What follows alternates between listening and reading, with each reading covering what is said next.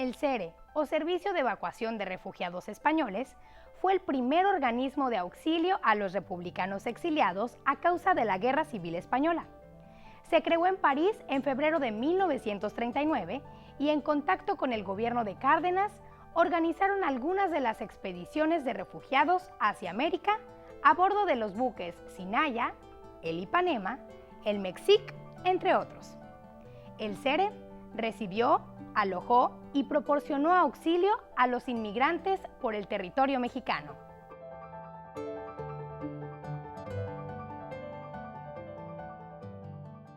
Había cartas en todos los lados, ahí sale hasta las fotografías, hay fotografías que hay del Sinaya y están las marcas, y decía que el sindicato de tortilleras pues recibía a los españoles. Entonces pues todas las mujeres dijeron, bueno, pues entonces nos dedicaremos a hacer, pues decían, ¿qué vamos a hacer, no? Pues venían con las manos vacías, nada más lo que traíamos casi puesto, que qué vamos a hacer, y dice, pues haremos tortillas.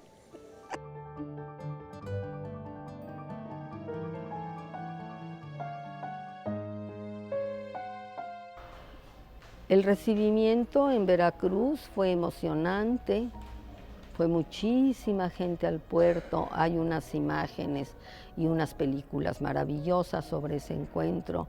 El pueblo mexicano se desbordó, el pueblo mexicano tan generoso como es, les daba cosas, les daba regalos, los invitaban a sus casas, aquí en Veracruz.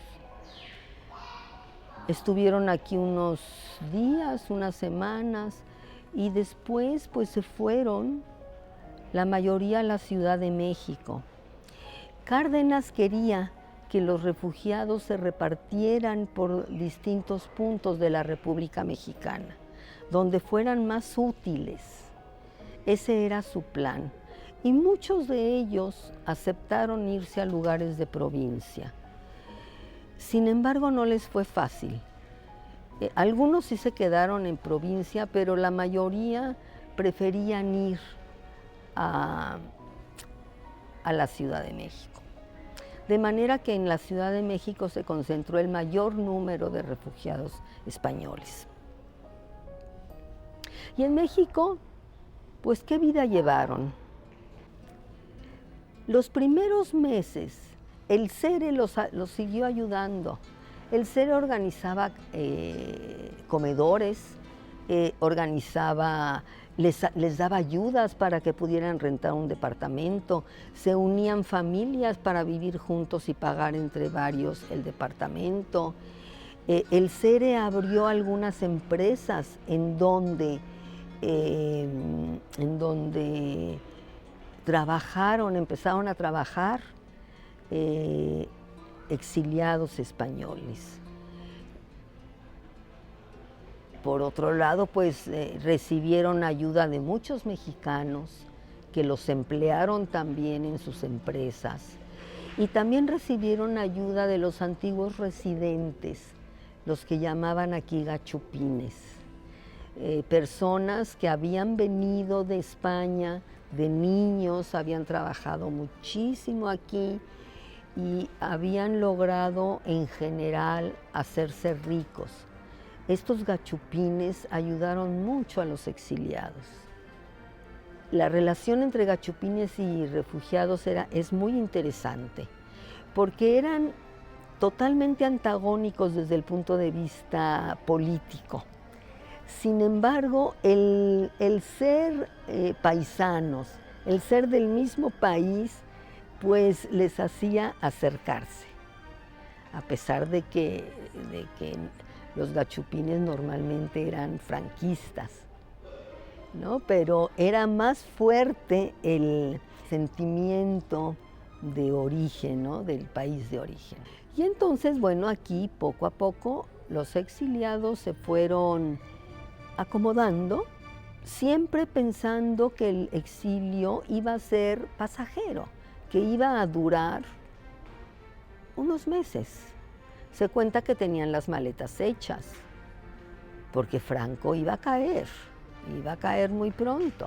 Tenían las maletas hechas, compraban nada más lo necesario, una mesa y 4 sillas, porque ¿para qué? Si ya nos vamos a ir. Iba a ser un exilio provisional. Sin embargo, no fue un exilio provisional, se quedaron aquí. Se quedan aquí. Franco murió en 1975, un montón de años después. Algunos vuelven, claro que sí, algunos volvieron, pero la mayoría se quedó. La mayoría se quedó aquí, hicieron sus vidas aquí. Muchos se casaron con mexicanos, con mexicanas, otros se casaron entre ellos, tuvieron sus hijos. Y cuando Franco murió, pues sus hijos ya eran grandes y muchos ya eran abuelos. Su vida ya la habían hecho aquí y ya el tiempo del regreso había terminado.